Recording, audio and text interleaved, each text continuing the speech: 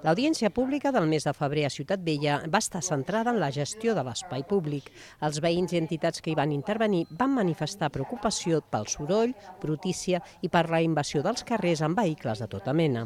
Però el moment més tens de la sessió es va viure quan l'exconsellera del districte, Luma Jamset, va acusar la institució d'haver-la acomiadat per motius racistes. Engañaron, soy víctima de racismo institucional, porque hay una mancha a este ayuntamiento tan digno, que ha sido siempre muy digno. La regidora del districte, Galapín, va ser contundent.